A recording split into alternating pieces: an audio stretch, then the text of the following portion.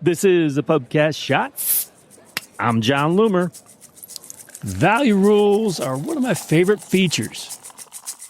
Let's go.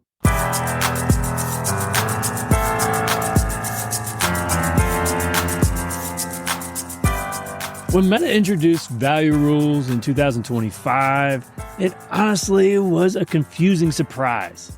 On one hand, Meta is consistently chipping away at our control. Not only do we have less control now over things like targeting than we had in the past, Meta repeatedly discourages us from doing things that would take back that control. So don't restrict targeting by age or gender, or you'll turn off Advantage Plus. Don't remove an underperforming placement because you'll get better results using Advantage Plus placements.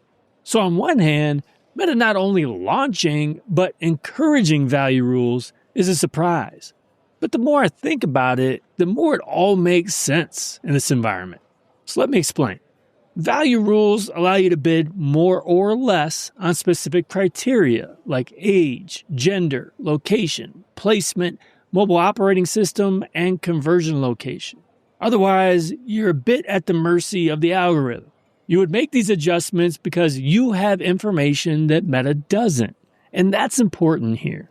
Let's say you're running a leads campaign optimized for a lead. It doesn't matter whether it's a website or instant form. Meta's focus is on getting you the most leads within your budget. Cheaper is better.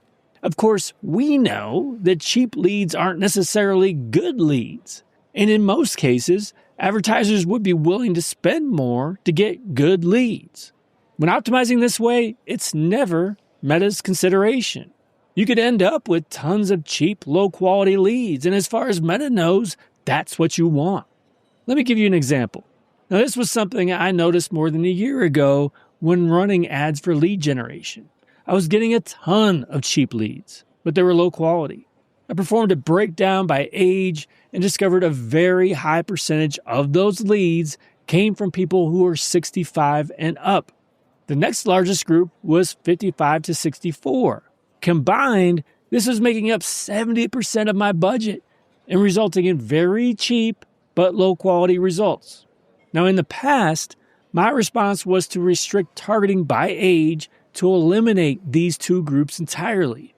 Now, that wasn't preferred, of course, because I do have some paying customers in those age groups, especially people in the 55 to 64 group.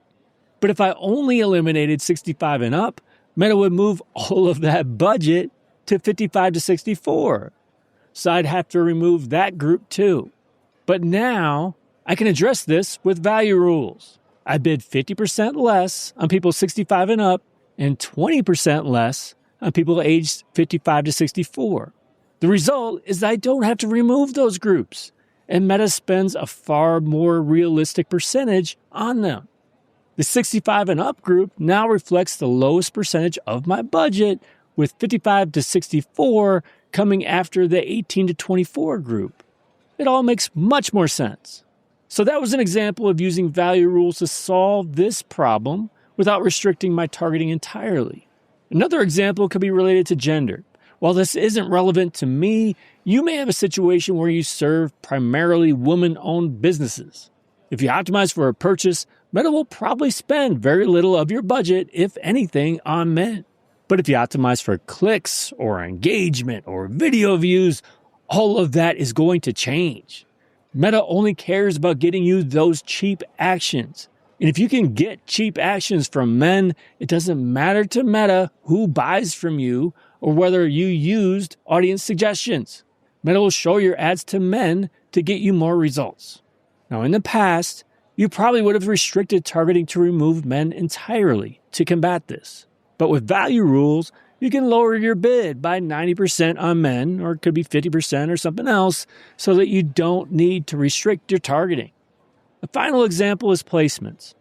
Audience network, deserved reputation for generating very low quality traffic. It could be accidental clicks, bots, or even click fraud before it's detected. Now, this is rarely an issue if you optimize for a purchase or even a lead. If that low-quality traffic doesn't result in a conversion, Meta won't lean into it. But that changes if your performance goal suggests you want link clicks landing page views, or even traffic-adjacent website conversions, you don't care whether you get a purchase. So those traffic-adjacent website conversions could be things like view content, standard events, or even custom events related to things like scroll depth and time spent. Even audience network rewarded video placement can be a problem for through-play views optimization. Now, in the past, I just remove audience network entirely whenever using one of these affected optimizations. But thanks to value rules, I can simply lower my bid by 90% on audience network without removing it entirely. So here's the bottom of the glass. These are just a few examples of how I use value rules to solve problems related to information that I have and Meta doesn't. But there are many more possibilities, and Meta will surely add more options since this is a new tool. Prioritize using value rules instead of restricting your targeting or placements. It could also be related to things like conversion location, country, mobile operating system, and more. Value rules is one of my 5 favorite Meta ads features that I can't live without, and I wrote about them recently. Read my blog post at johnloomer.com/features. Before you move on to that next episode, I have one more thing. If you enjoy the pubcast and you get value from it, make sure you never miss another episode again. Subscribe to podcast alerts and I'll email you every time a new episode drops.